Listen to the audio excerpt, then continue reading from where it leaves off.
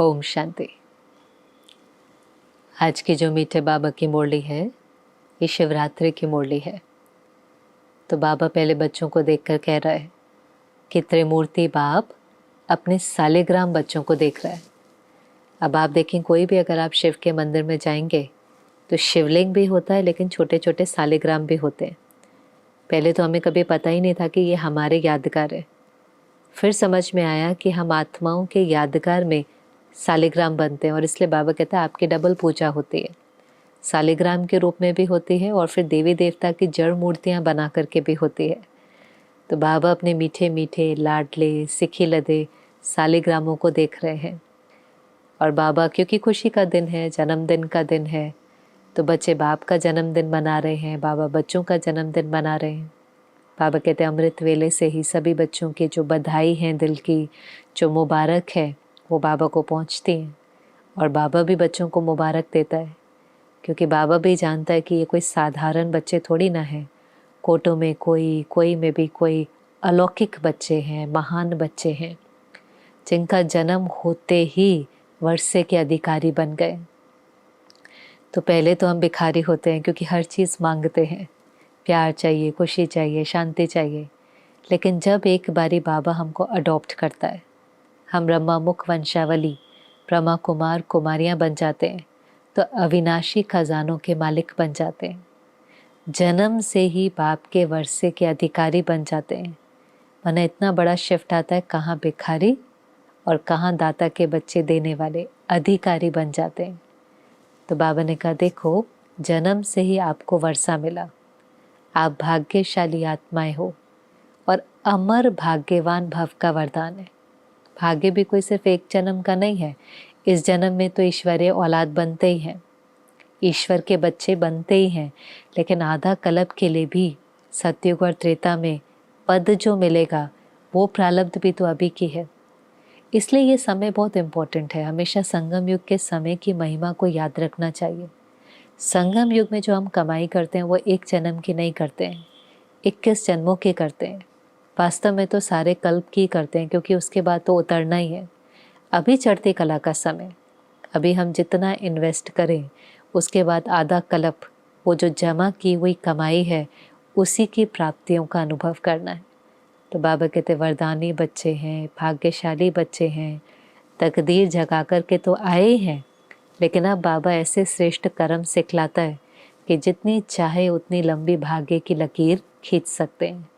तो बहुत ही बाबा ने का न्यारा और प्यारा दिन है, क्योंकि कहाँ ऐसा होता है कि बच्चे का भी जन्मदिन हो और बाप का भी जन्मदिन हो।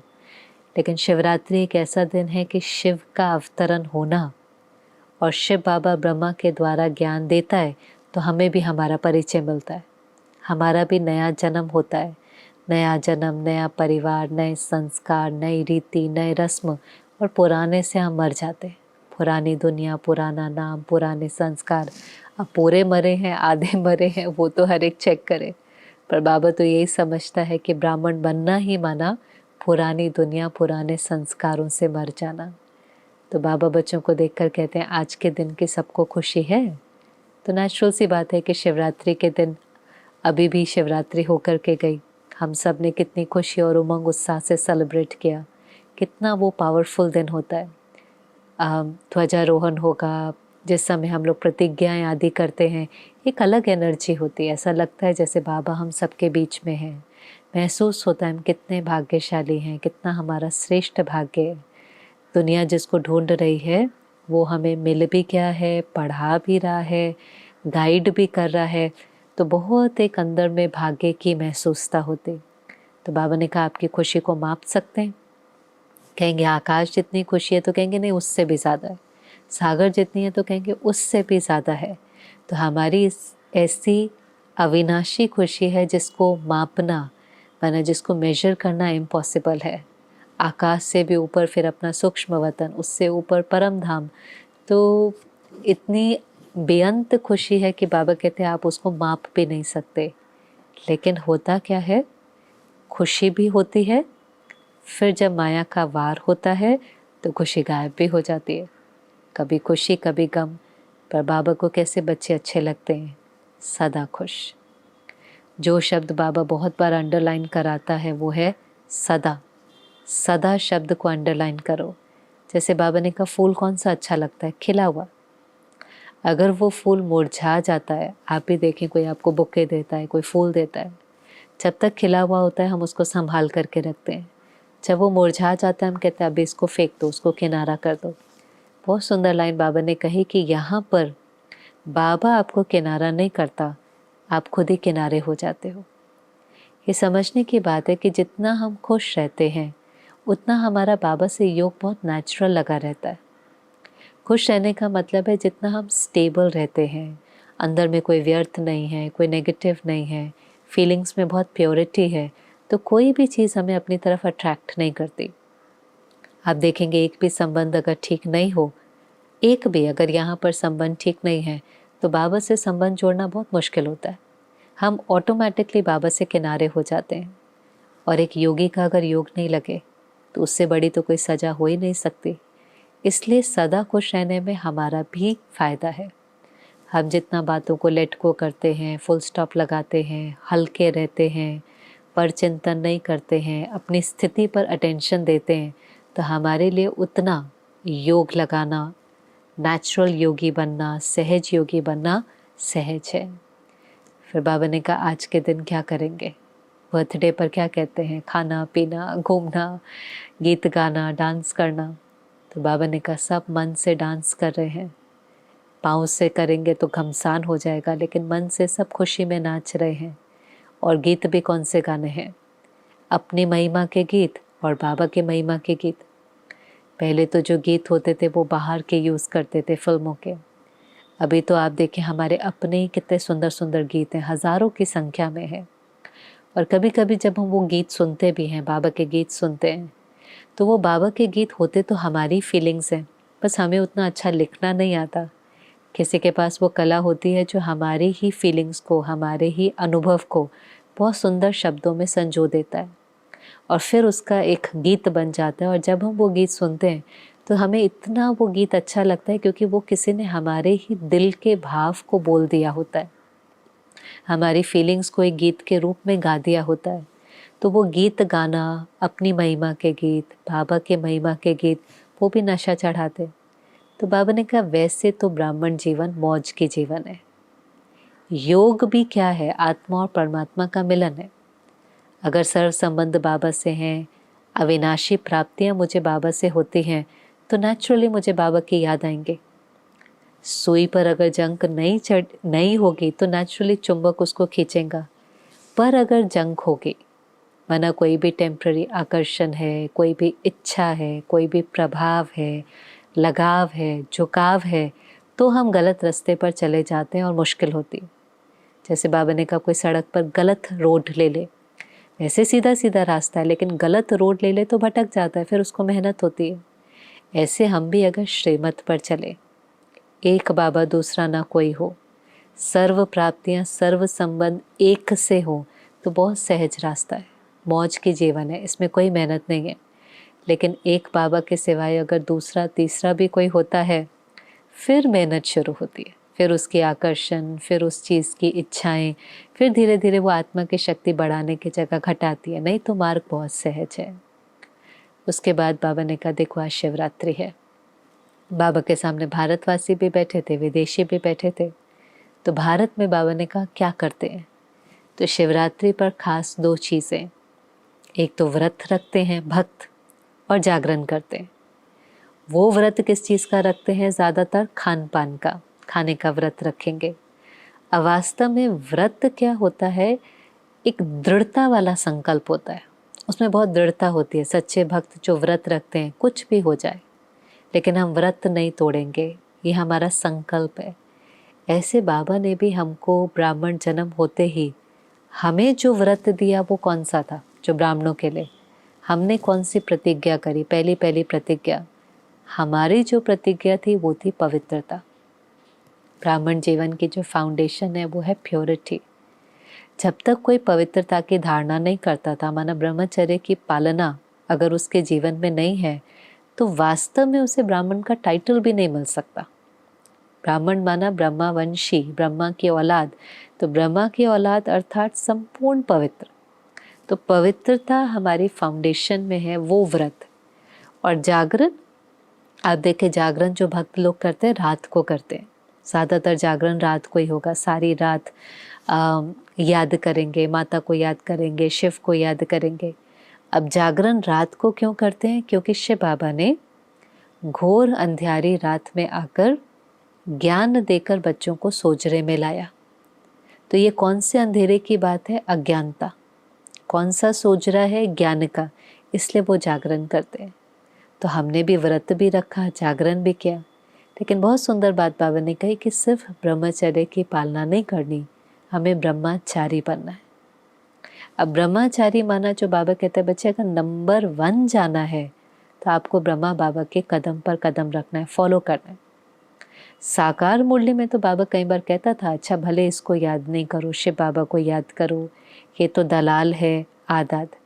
लेकिन अव्यक्त मुरलियों में जब ब्रह्मा बाबा संपन्न और संपूर्ण बन गया, अव्यक्त फरिश्ता बन गया, तो बाबा ने बहुत बार कहा बच्चे इसको फॉलो करो, ब्रह्मा बाबा को फॉलो करो, कदम पर कदम रखो, तो आप नंबर 1 बन जाएंगे, वरना 1 डिवीजन में आ जाएंगे, रॉयल फैमिली में आ जाएंगे। और फिर बाबा ने कहा देखो ब्रह्मा बाबा ने सिर्फ ब्रह्मचर्य की पालना नहीं करी, लेकिन संकल्प, बोल और कर्म में भी पवित्रता। हमारी पवित्रता में बहुत गुह्यता है, सिर्फ ब्रह्मचर्य की पालना नहीं है, लेकिन संकल्प, फीलिंग्स, भाव, भावना, इंटेंशंस, बोल, कर्म, खान पान, वायुमंडल, संबंध, संपर्क, बहुत सारी चीज़ें। हर चीज़ के अंदर प्योरिटी चाहिए। तो जो हमारी यात्रा है वो पवित्रता से संपूर्ण पवित्रता की है। देवताएं संपूर्ण निर्विकारी हैं। तो आते ही 7 दिन के कोर्स के बाद ही हमें राज्यों के 4 पिलर्स बता दिए जाते हैं, जिसमें एक पिलर होता है ब्रह्मचर्य की पालना, दूसरा खान पान की शुद्धि, जैसा अन्न होगा वैसा मन होगा, रोज़ का सत्संग और दिव्य गुणों की धारणा। चार्ट में हमें समझ आ जाता है। लेकिन वो है शुरुआत, वो है पहला कदम। वही कदम कईयों को बहुत मुश्किल लगता है, पर बाबा कहते हैं वो तो पहला कदम है। क्योंकि विकार में जाना, काम विकार में जाना बॉडी कॉन्शियसनेस का लोएस्ट फॉर्म है। हमें तो बॉडी कॉन्शियसनेस को ख़त्म करना है, ईगो को, उसके मोटे रूप को, सूक्ष्म रूप को, अंश को, वंश को। लेकिन उससे पहले शुरुआत कहाँ से होती है? वो सिंपल धारणा जो है ब्रह्मचर्य की पालना की। फिर उसके बाद धीरे धीरे वो पवित्रता से लेकर संपूर्ण निर्विकारी, जिसमें संकल्प, बोल, कर्म हर चीज़ आ जाती है। अब संकल्प भी पवित्र। अब 1 मिनट में 40-50 संकल्प उठ जाते हैं, लेकिन हर संकल्प बाबा चाहता है कैसा हो? श्रेष्ठ हो, समर्थ हो, व्यर्थ नहीं हो, नेगेटिव नहीं हो, किसी का पर चिंतन नहीं हो, व्यर्थ चिंतन नहीं हो, लेकिन उठने वाला हर संकल्प श्रेष्ठ और प्योर हो। बोल भी हमारे साधारण नहीं हो, लेकिन महावाक्य हो। बोल पर कई मुरलियाँ चली हैं जब बाबा ने कहा कोई ऐसा बोल नहीं हो जो किसी को दुख दे, किसी को डिस्टर्ब करे, कोई ऐसा मजाक भी नहीं हो जो किसी को दुख दे, कोई टॉन्ट करने वाला बोल, किसी को क्रिटिसाइज करने वाला बोल नहीं।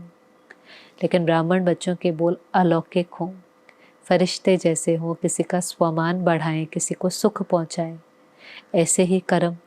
तो बाबा ने कहा आप साधारण कर्म नहीं कर सकते, लेकिन कर्म योग, हर कर्म योगी स्थिति में हो तो वो साधारण कर्म भी महान हो जाएगा। शुरुआत में भी आप देखें ब्रह्मा बाबा को देख करके कईयों को साक्षात्कार हो जाते थे।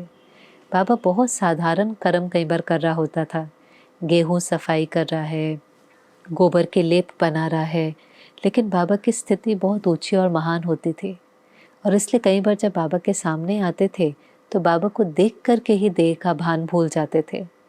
तो कर्म हमें महान करने ऐसा नहीं, अगर स्थिति महान होगी तो साधारण कर्म भी महान दिखाई देंगे। साधारण कर्म भी किसी को साक्षात्कार कराने के निमित्त बन जाएंगे। तो बाबा ने कहा संकल्प, बोल, कर्म तीनों के अंदर पवित्रता हो, इस चीज़ की चेकिंग करो। प्योरिटी सिर्फ सेलिबसी की धारणा नहीं है, लेकिन इस चीज़ की चेकिंग करो और रोज़ अपना चार्ट देखो, दूसरे को नहीं देखना। अब ये बहुत इम्पोर्टेंट बात है। 2 बातें, पहले तो चार्ट लिखना बहुत इम्पोर्टेंट है। चार्ट एक सेल्फ एनालिसिस का काम करता है। सेल्फ रिफ्लेक्शन, सेल्फ एनालिसिस, फिर सेल्फ ट्रांसफॉर्मेशन होगा। जैसे आप देखो कोई बिजनेस करता है, वो कितनी बार अपना प्रॉफिट एंड लॉस देखता है, शटर गिरा करके भी देखता है कि मेरा आज के दिन भर मुनाफा हुआ कि मेरा कोई लॉस हुआ, प्रॉफिट हुआ, उसको चेक करता है, वो ज़रूर चेक करता है कि इतने दिन में क्या हुआ, महीने का क्या है, क्वार्टर का क्या है, साल का क्या है। ऐसे ही बाबा ने कहा जैसे वो प्रॉफिट एंड लॉस है, ऐसे कर्मों का भी प्रॉफिट एंड लॉस है। संकल्प कैसे रहे, बोल कैसे रहे, तो ये एक एनालिसिस है खुद का। फिर दूसरा चेकिंग है, क्योंकि चार्ट हमें चढ़ती कला में ले जाता है। पता चलेगा, जैसे किसी को पता चलता है मेरा लॉस है, तो वो सोचता है ना मुझे क्या करना है कि ये लॉस प्रॉफिट में बदल जाए। कम से कम उसको पता तो हो कि वो लॉस में जा रहा है। तो चार्ट एक हमें आईने का काम करता है कि हमारे कर्मों का प्रॉफिट एंड लॉस क्या है। तो बाबा ने कहा पहले तो बहुत अंतर्मुखी होकर के अपने को देखना, दूसरे को नहीं देखना, इसको भी अंडरलाइन करना है। मुझे याद है कि केन भाई ने एक बार सुनाया था, जो ब्राज़ील के केन भाई है, वो कह रहे थे कि दादी जानकी के कॉटेज के बाहर हमेशा लाइन रहती थी। लोग दादी को मिलने के लिए बहुत बहुत देर तक खड़े रहते थे। तो उन्होंने एक बार दादी को पूछा कि दादी लगभग सबके प्रश्न कोई ना कोई प्रॉब्लम के होते हैं, आपका सबसे कॉमन जवाब क्या होता है? तो दादी ने उनको कहा था कि कॉमन जवाब जो होता है वो यही होता है कि खुद को बदलो, खुद को बदलो। स्व को बदलेंगे तो जग बदलेगा। हर एक कोई प्रॉब्लम लेकर आता है किसी न किसी की, पर जो आंसर फाइनली होता था कि खुद को बदलो, स्व का परिवर्तन करो, खुद को देखो, ये कॉमन आंसर था। और इसलिए एक बार दादी जानकी ने सुनाया था कि किसी ने सुनाया था कि दादी एक बार यहाँ से लंदन से आई होगी और आबू जा रही थी, तो बीच में पहले बॉम्बे रुकी होगी और बहनों से मिली होंगी। तो दादी ने उस समय कहा कि देखो इन दिनों दादी का ये पुरुषार्थ चल रहा है कि 99% अटेंशन दादी का खुद पर और बस 1% अटेंशन बाहर है। अब दादी जो सारा दिन औरों से मिलती है, औरों की प्रॉब्लम सुनती है, कारोबार करती है, कॉन्फ्रेंस मीटिंग करती है, तो भी दादी ने कहा दादी का 99% अटेंशन खुद पर है और 1% बाहर है। उसके बाद दादी मुझे 99 बोला या 90%, कुछ तो दादी ने ऐसे बोला। लेकिन फिर दादी आबू गई और आबू में काफ़ी समय बिताने के बाद वापस दादी को लंदन जाना था और फिर दादी ने बॉम्बे में वापस हॉल्ट लिया। फिर दादी ने वापस टीचर्स की क्लास कराई और दादी ने कहा, जाते समय दादी ने कहा था कि दादी का लगभग 90% अटेंशन खुद पर रहता है और थोड़ा ही बाहर रहता है, मतलब थोड़ा परसेंटेज बाहर है। लेकिन दादी अब ये संकल्प करके जा रही है कि अब 100% अटेंशन खुद पर। वरना धीरे धीरे दादियों की स्थिति ऐसी होती चली गई कि सारा का सारा अटेंशन खुद पर, क्योंकि स्व परिवर्तन से ही कोई बाहर चेंज आएगा, चाहे वो संकल्प पर है, चाहे वो फीलिंग के लेवल पर है, तो वो अटेंशन धीरे धीरे स्व पर। तो बाबा ने भी कहा दूसरे को नहीं देखना, खुद का चार्ट देखना। बाबा ने कहा बाबा भी बच्चों का चार्ट देखता है, रोज़ नहीं देखता, कभी कभी देखता है कि चढ़ती कला में जा रहे हैं या गिरती कला में जा रहे हैं। इसलिए जब बाबा कहता है कि बाबा के वतन में टीवी है, तो बाबा मजाक नहीं कर रहा होता, बाबा सच में सेंटर का चक्कर भी लगाता है, एक एक का चार्ट भी देखता है। तो बाबा ने कहा सुनाए, और फिर बाबा ने कहा नहीं आज तो मनाने का दिन है, क्योंकि शिवरात्रि का दिन है, बर्थडे का दिन है। अब बर्थडे के दिन थोड़ी ना रिपोर्ट कार्ड सुनना होता है। पर बाबा ने कहा बाबा देखता ज़रूर है और यही बच्चों को इशारा देता है कि इस समय इकोनॉमी करो, संकल्प के खजाने की इकोनॉमी करो, तो बोल और कर्म की तो अपने आप इकोनॉमी हो जाएंगे। आप देखिए जैसे हम धन की कितनी इकोनॉमी करते हैं, आज 1 रुपया भी गिर जाए तो छोड़ तो नहीं देते ना, उसको भी उठाएंगे। ऐसे ही एक एक संकल्प को श्रेष्ठ बनाना होता है। कभी कभी हम बाबा को कह देते हैं बाबा ज़्यादा नहीं, बस मैंने 1 मिनट ही मेरा व्यर्थ चला, फिर मैंने फुल स्टॉप लगा लिया। पर बाबा ने कहा बच्चे संगम युग का 1 मिनट 1 साल के बराबर होता है। अष्ट रत्न में आने वाली आत्माएं कौन है जो 8 रत्न में आएंगे? वो है जिनका 1 सेकंड में फुल स्टॉप लगता है। वरना जितनी पावरफुल ब्रेक होगी, बातें तो आएंगी, कोई निंदा करेगा, कोई गाली देगा, कोई अचानक परिस्थिति आएंगी, बहुत बातें आएंगी। और उन बातों में बाबा कहते हैं 1 सेकंड में फुल स्टॉप, ना आश्चर्य, ना व्यर्थ, ना क्वेश्चन, ना हलचल, एकदम अचल अडोल। उसके लिए बहुत प्रैक्टिस की ज़रूरत है। इसलिए बाबा ने कहा जैसे आज शिव अवतरण का दिन है, ऐसे आप भी बाबा से वायदा करो कि आप भी इकोनॉमी का अवतार बनेंगे। अवतरण का दिन है ना, तो इकोनॉमी, बचत बचत करेंगे, संकल्पों की, बोल की, कर्म की बचत का, इकोनॉमी का अवतार बनेंगे। क्योंकि ये मुरली 99 की है। अब उससे पहले ये बहुत हलचल थी कि 99 में क्या होगा, 2000 में क्या होगा, आपको भी याद होगा। ऐसे बहुत होता था कि 2000 में सब खत्म हो जाएगा, विनाश हो जाएगा, तो बच्चों के अंदर भी ये हलचल थी। बाबा ने कहा क्या हुआ, आ गया ना 99, फेब्रुअरी भी आ गया, कुछ हुआ क्या? और फिर अगर कुछ होगा भी, क्योंकि ऐसा नहीं है 99 में नहीं हुआ तो आगे भी नहीं होगा, कुछ तो होगा ना, प्रकृति की हलचल तो होगी ना। पर बाबा ने कहा आपको क्या है, साधारण आत्माएं तो हलचल जब होगी तो उनको भय भी होगा, चिंता भी होगी, घबराएंगे भी, रोएंगे भी, लेकिन आपको तो पता है, आपको तो पता है कि इस विनाश में भी कल्याण समाया हुआ है। विनाश तो होना ही है, घोर अंधियारी रात के बाद ही तो सुबह आएंगी, लेकिन ये हो ही नहीं, ये तो होना ही है, सर्टेन है। जितना सर्टेन दिन के बाद रात है, उतना ही सर्टेन है कि कलयुग के बाद सत्युग आना है। लेकिन अति के बाद अंत तो होना ही है, फिर एक आदि है। तो बाबा ने कहा आपको क्यों घबराना है, आपको तो मौज में रहना है। वो भले घबराएं, आपको मौज में रहना है, निश्चिंत रहना है, अचल अडोल रहना है। किस बात की हलचल है, जब बाबा ने कह ही दिया है कि ब्राह्मणों के साथ कुछ गलत होना ही नहीं है। जो हुआ वो भी अच्छा, जो होगा वो भी अच्छा, अच्छे से अच्छा ही होना है, इसलिए घबराने की ज़रूरत नहीं है। और सदा अचल अडोल रहने के लिए ही बाबा बार बार हमें ड्रिल देता है। लगातार मूल्यों में ड्रिल आती है, अशरीरी स्थिति की या विदेही स्थिति की या आत्माभिमानी स्थिति की, जो ड्रिल बाबा कराता है। और उसमें खास बाबा कहता है कि बच्चे 1 सेकंड में, और फिर बाबा उसमें और एम्फोसिस देता है, 1 मिनट नहीं, 1 सेकंड में अपने मन बुद्धि को जहाँ लगाना चाहो वो वहाँ लग जाए। ऐसा नहीं कि लगाना चाहो परम धाम में और बुद्धि, मन और बुद्धि सेवा में जाए। सेवा में भी जाएंगे तो व्यर्थ नहीं कहेंगे, लेकिन फिर भी उसने ऑर्डर तो नहीं माना ना। अगर मन बुद्धि को कहें फुल स्टॉप तो फुल स्टॉप लग जाए। अगर मन बुद्धि को हाजिर करे सहन शक्ति तो सहन शक्ति हाजिर हो जाए।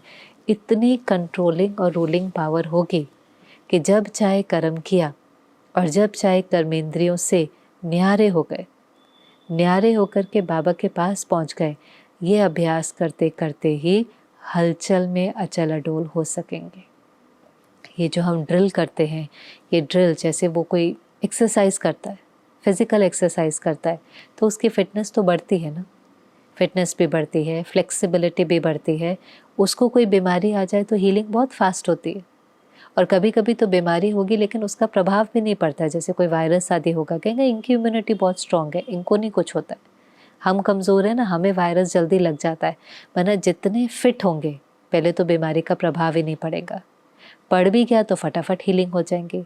ऐसे यहाँ पर भी जब हलचल होगी तो अगर जितने मन से शक्तिशाली होंगे तो प्रभाव ही नहीं पड़ेगा, बिल्कुल अचल अडोल होंगे, फुल स्टॉप लगाएंगे। अगर प्रभाव पड़ा भी तो बहुत जल्दी ठीक हो जाएंगे, बहुत जल्दी उस सीन से पार हो जाएंगे। लेकिन उसके लिए बाबा ने कहा ज़रूरी है साक्षीपन की स्थिति, साक्षी, अचल अडोल, सेवा में बिजी, मन बुद्धि को फ्री नहीं लेकिन सेवा में बिजी। कौन सी सेवा? जब हलचल होगी तो लाइट हाउस बनकर चारों ओर लाइट की किरणें फैलाना, क्योंकि हलचल तो होगी ना। बाबा ने कहा देखो प्रकृति को आप ही तो कहते हो, बड़ा बड़ा झाड़ू उसको दिया है तो वो सफाई तो करेंगी ना, और ये बेहद की सफाई तो होनी है। आज आप देखो दिवाली आदि में जब हमें केवल लक्ष्मी की मूर्ति की स्थापना भी करनी होती है, आह्वान भी करते हैं, तो कितना घर की सफाई करते हैं, रोज़ भी सफाई करते हैं। लेकिन दिवाली पर जिस समय लक्ष्मी की मूर्ति का आह्वान करना है, स्थापना करना है, तो बहुत डीप क्लीनिंग होती है, बेहद की सफाई। ऐसे जब देवी देवताएं इस सृष्टि पर आएंगे तो उसके लिए सृष्टि भी तो बिल्कुल प्योर चाहिए, प्रकृति भी सतो प्रधान चाहिए, शरीर भी कंचन काया चाहिए। तो ये सफाई तो होनी है, और ये सफाई हम नहीं कर पाएंगे तो प्रकृति के 5 तत्वों की हलचल से ही ये सफाई होगी। तो बाबा डरा नहीं रहा है, लेकिन जैसे आदि मध्य अंत का राज भी समझाता है, और उस सीन को देखने के लिए हमें कहता है पहले से तैयारी कर लो कि आप उस सीन के समय बिल्कुल न्यारे होकर, साक्षी होकर और ही सेवा कर सको। उस समय जब आत्माएं दुखी होंगी, चिल्लाएंगी, तो आप अपनी मनसा से उनको सकाश देकर कुछ तो उनको राहत पहुंचाएंगे। लाइट हाउस बन करके चारों ओर लाइट और माइट फैलानी है। इसलिए बुद्धि में व्यर्थ भी नहीं चाहिए, लेकिन बुद्धि बिजी भी चाहिए। मन बुद्धि में व्यर्थ भी नहीं चाहिए, क्या होगा, कैसे होगा, अब क्या होगा, हलचल भी नहीं चाहिए। अचल अडोल चाहिए, लेकिन साथ साथ उसको बिजी भी रखना है स्व के प्रति और विश्व कल्याण के प्रति।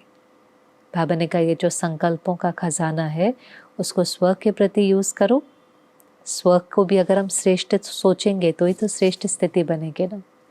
संकल्प बंद तो नहीं हो जाते। मन एक फैक्ट्री है जिसमें एक के बाद एक संकल्प आता है, लेकिन हम उसको सकारात्मक और फिर श्रेष्ठ बना सकते हैं। सकारात्मक वही सीन में हम सोच सकते हैं अब क्या होगा, वही हम कह सकते हैं अच्छा होगा, फिर हम कह सकते हैं बहुत अच्छा होगा, फिर हम कह सकते हैं हम तो ब्राह्मण बच्चे हैं, हमारे साथ तो बहुत बहुत अच्छा होगा। तो वही जो हाय हाय ड्रामा है वो वाह वाह ड्रामा बन जाता है। तो वही संकल्प को जब हम श्रेष्ठ करते हैं तो उसमें स्व परिवर्तन, और फिर वही श्रेष्ठ संकल्पों से विश्व परिवर्तन। वो जो हमारा संकल्प है वो वाइब्रेशन के रूप में सारे विश्व में फैलता है, और मेरा वाइब्रेशन या तो आत्माओं को एम्पावर करेगा या उनको डिसएम्पावर करेगा। तो इसलिए बाबा ने कहा अपनी बुद्धि को भी मनसा सेवा में, सकाश देने की सेवा में, राहत देने की सेवा में बिजी रखना, व्यर्थ से फ्री रखना। व्यर्थ से फ्री रखना भी बहुत ज़रूरी है, क्योंकि अंत के समय में बाबा ने कहा ये साइंस के साधन बिल्कुल काम नहीं आएंगे, तब चाहिए कैचिंग और टचिंग पावर। साइंस के साधन होते हुए भी बाबा ने कहा काम में नहीं आएंगे। ये जो टीवी है, रेडियो है, साधन है, अभी आप देखो कहीं पर कोई सुनामी आने वाला हो, हरिकेन आने वाला हो, फिर भी साइंस के साधन इतने रिफाइन हो गए कि थोड़ा समय पहले ही पता चल जाता है। और जब पहले पता चल जाता है तो गवर्नमेंट भी सारी मेहनत करके वहाँ पर जो रहने वाले लोग हैं उनको सपोर्ट करती है, शिफ्ट करती है, होम्स आदि बनाती है कि 48 घंटे, इतने घंटे आप यहाँ से हट करके यहाँ आ जाओ, यहाँ बाढ़ आ सकती है, यहाँ हरिकेन आ सकता है, तेज़ बारिश होने वाली है, पता चल जाता है। पर बाबा ने कहा अंत में ये साइंस के साधन भी काम में नहीं आएंगे, होंगे तो भी काम में नहीं आएंगे। उस समय क्या चाहिए? Catching power. अब कैचिंग पावर क्या है? हमारा जो रिश्ता बाबा के साथ है, जो कनेक्शन है, वो वायरलेस है, और वायरलेस कनेक्शन के लिए जो बुद्धि चाहिए वो वाइसलेस चाहिए। मैंने जितनी बुद्धि प्योर होगी उतना हम बाबा की टचिंग को कैच कर पाएंगे। बाबा साइंस के साधन यूज़ करने के लिए मना नहीं करता है, पर बार बार कहता है बच्चे उसको अपना आधार बिल्कुल भी नहीं बनाना। बाबा को आधार बनाओ। अगर आप हलचल में भी बाबा से जुड़े हुए होंगे, बाहर की हलचल में, तो आपको टचिंग होगी। और कई भाई बहनें अपना अनुभव सुनाते हैं। मुझे याद है कई वर्ष पहले जम्मू में जब बाढ़ आई थी, तो एक भाई ने अनुभव सुनाया जो ज्ञान में चलता था कि जब बाढ़ आई तो उसका जो घर था वो पहले माले पर था, और गवर्नमेंट ने फिर सब जगह अनाउंस किया कि सब ऊपर ऊपर चले जाएं क्योंकि पानी ऊपर की ओर बढ़ने लगा है। तो उसने फिर सोचा कि अगर ऊपर जाना है तो जहाँ वो रहता था वहाँ तो ऊपर मंजिल नहीं थी, लेकिन पड़ोसी के ऊपर मंजिल थी। तो अब जब ऊपर जाना है तो सोचा सब कुछ समेट करके अभी कितने दिन लगेंगे, कौन रेस्क्यू करने के लिए आएगा, कौन बचाने के लिए आएगा। तो नेचुरली संकल्प चलता है कि जो हमारे वैल्यूबल्स हैं वो सारे के सारे समेट लिए। कोई कार्ड है, डॉक्यूमेंट्स हैं, आदत, सब ने वो किया, समेट लिया। लेकिन इस भाई को बाबा के कमरे में गया और बैठा, और एकदम टचिंग हुई कि घर में जितना खाने का सामान है वो सब कुछ बांध लो, जितना भी है। तो उसने सब कुछ जो खाने का था, जो कच्चा खाया जा सकता था, सब कुछ और भी बना करके सब कुछ लेकर के वो तीसरे माले पर चले गए। अब जब वो वहाँ ऊपर रहे तो उनको कई दिन तक उस तीसरे माले पर रहना पड़ा, वो भी और पड़ोसियों को भी। बीच में कोई 3-6 दिन ही थे जब तक कि रेस्क्यू टीम्स आ सके और उनको रेस्क्यू कर सके, बचा सके। अब आप खुद बताओ उन दिनों में और क्या चीज़ काम में आएंगी? कोई वैल्यूबल, कोई धन, कोई सोना चांदी, डॉक्यूमेंट तो काम नहीं आता। उस समय तो क्या चाहिए था? खाना। और उस भाई ने इतना ले लिया था कि इतने दिन सहज रूप से निकल गए, और उसके बाद जिनके डॉक्यूमेंट्स आदि पानी में बह गए थे, गवर्नमेंट ने फ्री बना करके दिए, क्योंकि समझा कि इस प्रकार की प्राकृतिक आपदा आई थी, उसमें कईयों का नुकसान हो गया, तो बहुत कुछ फ्री दिया, लेकिन उस समय बचने के लिए तो भोजन चाहिए था। तो ऐसे ऐसे कईयों को जब ये पेपर आते हैं तो एकदम बाबा के टचिंग होती है। एक जगह कहीं अर्थक्वेक आया था। अब नेचुरली जब अर्थक्वेक आता है तो आपका इंस्टिंक्ट होता है कि बाहर भागो, पर वो बहनें एकदम बाबा से कनेक्टेड थी और जैसे उनको उस समय एक ही संकल्प की टचिंग हुई, जहाँ हो वहीं रहो। और 20-30 सेकंड की हलचल के बाद जब सब शांत हो गया, वो वहीं रही, बहनें सेंटर के अंदर थी। और जब बाहर निकली तो देखा जो सेंटर के बिल्कुल सामने वाली बिल्डिंग थी वो पूरी की पूरी नीचे गिर गई थी। अगर वो बाहर भागते तो नहीं बच पाते। तो ये कुछ एग्जाम्पल हैं, पर हर एक के जीवन में पता नहीं कितने कितने एग्जाम्पल्स हैं इसके। लेकिन उस समय पर बाबा की याद होना, टचिंग होना, क्योंकि वो टचिंग बहुत पावरफुल संकल्प होता है, एक ही संकल्प होता है, हमारी बुद्धि की कैपेसिटी से बाहर होता है, पर उसमें सफलता समाई होती है। उसके लिए बाबा ने कहा जो चाहिए होता है वो है सच्चाई और सफाई। सच्चाई और सफाई, बाबा के साथ भी सच्चाई सफाई। बाबा के साथ सच्चाई सफाई किसको कहेंगे कि जीवन में एक बाबा, दूसरा ना कोई। संबंध में सच्चाई है, ये नहीं कि सारा जीवन तो अनेकों को याद करते रहे और अब जब मुसीबत का समय आए तो बाबा याद आ जाए, पर वो सर्व संबंध जोड़े हैं। इकोनॉमी के साथ साथ एक नामी, एक बाबा मेरा संसार है, तो वो भी सच्चाई है। परिवार के साथ भी सच्चाई, अंदर बाहर साफ, जो संकल्प, जो बोल, जो कर्म, उसके अंदर समानता है। संकल्प कुछ और, बोल कुछ और नहीं, अंदर बाहर अलग नहीं, साफ सच्चे। खुद के साथ भी सच्चाई, खुद भी क्या मैंने हर कर्म बाबा के श्रीमत अनुसार किया? क्या मैंने अपना जीवन जैसे बाबा ने डायरेक्शन दी उस श्रीमत के अनुसार चला? तो खुद के साथ सच्चा, बाबा के साथ सच्चा, परिवार के साथ सच्चा, ऐसे सच्चे दिल पर साहेब राजी होता है। ऐसे को फिर उस समय पर बाबा की टचिंग यथार्थ एक्यूरेट होती है। इसलिए बाबा ने कहा कि बच्चे, दो बातें जो बाबा ने कही कि एक तो इकोनॉमी करो, संकल्प, बोल, कर्म के खजानों की इकोनॉमी करो, क्योंकि आप साधारण नहीं हो, आप अलौकिक हो। अलौकिक माना ही आप पवित्र हो। और दूसरा, बुद्धि को सेवा में बिजी भी रखो, पर व्यर्थ से फ्री भी रखो। तो ही कैचिंग पावर होगी, तो ही अंत के समय पर बाबा के संकल्प जो हैं वो कैच हो सकेंगे। वाइसलेस बुद्धि होगी तो वायरलेस कनेक्शन है, ये वायरलेस कनेक्शन है। वायरलेस कनेक्शन में अगर डिस्टर्बेंस होती है तो आवाज़ सुनाई नहीं देती। हमारा बाबा के साथ कोई फिजिकल कनेक्शन नहीं है, मेंटल कम्युनियन है, वायरलेस कनेक्शन है। इसलिए बुद्धि की लाइन जितनी क्लीन और क्लियर होगी, बुद्धि जितनी रिफाइन और डिवाइन और प्योर होगी, उतना हम बाबा की टचिंग को कैच कर पाएंगे और उस हलचल के समय पर सही निर्णय ले पाएंगे। और दूसरा तो बाबा हर मोड़े के अंत में ड्रिल कराता ही है। तो बाबा ने फिर से, जो ड्रिल की हम बात भी कर रहे थे कि हलचल के समय अचल अडोल रहने के लिए, बाबा ने कहा बार बार ये ड्रिल करो। विदेही स्थिति की ड्रिल, अशरीरी स्थिति की ड्रिल, कि बहुत बिजी हैं, कर्म में फंसे हुए हैं, लेकिन एक सेकंड में ये स्मृति आए, आत्मा करावनहार है, कर्मेंद्रियां करनहार है, एकदम अपनी कर्मेंद्रियों से डिटैच, देह से डिटैच, मन बुद्धि को यहाँ से परम धाम ही ले जाना चाहिए। एक सेकंड या 10 सेकंड के लिए भी मीठी मीठी बाबा की यादों में बैठ करके फिर वापस आ गए।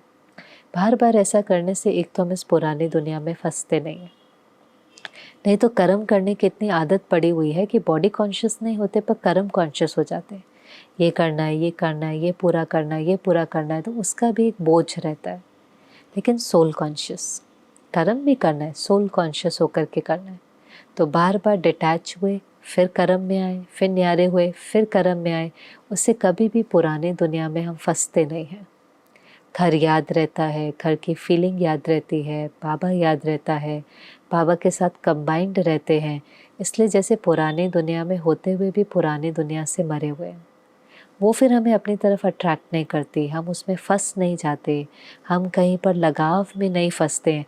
आए, निमित्त बनकर पाठ बजाया, न्यारे। आए, निमित्त बनकर के जिम्मेवारी पूरी करी, न्यारे। किसकी याद में रहना है? बाबा की याद में रहना है। तो ऐसे करते, भले बर्थडे का दिन था पर बहुत पावरफुल मुरली थी। बाबा तो लास्ट में खुद ही कह रहा था कि इतना सुनाना नहीं, लेकिन आज बाबा ने सुना दिया, क्योंकि आखिर तो बाबा टीचर भी है। और हम बच्चे हैं, बाप भी है, टीचर भी है। तो बाबा ने कहा बच्चों की कमज़ोरी बाबा देख नहीं सकता। बाबा को तो रहम आता है ना कि ये कमज़ोरी कहीं इनके फेल होने का कारण ना बन जाए। इससे कोई भी दाग है, कोई भी कमज़ोरी है तो इशारा देता है। तो हम तो बाबा का धन्यवाद ही करेंगे कि इतना अच्छा बर्थडे भी कौन सेलिब्रेट करे, कि उसमें भी बाबा की यही दिल होती है कि मेरे बच्चे परफेक्ट बन जाएं, कर्मातीत बन जाएं, संपन्न और संपूर्ण बन जाए। और बाबा की यह आश और मदद हमारे अंदर भी बल देती है कि बाबा हम आपका ये जो संकल्प है ये ज़रूर पूरा करेंगे, अपने लिए नहीं तो आपके लिए पूरा करेंगे और संपन्न और संपूर्ण बनकर ही दिखाएंगे। और एक और बात जो मुझे लास्ट में बहुत टच हुई कि ये 13 फरवरी की मुरली है, शिवरात्रि 13 फरवरी की होगी और 14 फरवरी अगर आप देखें तो दुनिया में वैलेंटाइंस डे, प्यार का दिन सेलिब्रेट करते हैं। वो तक भी बाबा को पता है और बाबा ने ये भी एक्नॉलेज किया कि बहुत बच्चों के प्यार के दिन के निमित्त प्यार के कार्ड आए हैं और बाबा ने एक एक के प्यार के कार्ड को पढ़ा, पत्र को पढ़ा और उसका बाबा जवाब दे रहा है। तो भले इस दुनिया में रहते हुए भी हम यहाँ से, क्योंकि प्यार का दिन लोग अपने प्यारों के साथ सेलिब्रेट करते हैं, हम कहते हैं हमारे को तो सबसे ज़्यादा प्यार बाबा से है, तो बच्चे उन दिनों बाबा के लिए बहुत प्यार से कार्ड बनाते हैं। अब बाबा के लिए कोई फिज़िकल चीज़ इम्पोर्टेंट नहीं है, लेकिन जिस समय हम वो कर्म करते हैं, हमारा संकल्प, हमारा वाइब्रेशन, हमारा एफर्ट, हमारी वो इंटेंशन, वो सब तो बाबा के पास पहुंचता है ना। और बाबा भी हर एक की भावना का भाड़ा तो देता ही है। तो ये छोटी छोटी चीज़ें भी हमें बाबा के नज़दीक लेकर के जाती हैं। तो ऐसे करते बाबा ने सबको याद प्यार दिया। तो शिवरात्रि पर आपने भी क्या व्रत लिया है, क्या दृढ़ संकल्प लिया है, क्या प्रतिज्ञा ली है, आज ज़रूर कमेंट सेक्शन में लेना कि बाबा से हम शिवरात्रि पर क्या प्रतिज्ञा कर रहे हैं, क्या करके ही दिखाएंगे, क्या छोड़कर ही दिखाएंगे, किस चीज़ का व्रत ले रहे हैं, किस चीज़ का दृढ़ संकल्प कर रहे हैं। कोई ना कोई दृढ़ संकल्प ज़रूर करें। हिम्मत हमारी और मदद बाबा की। ओम शांति।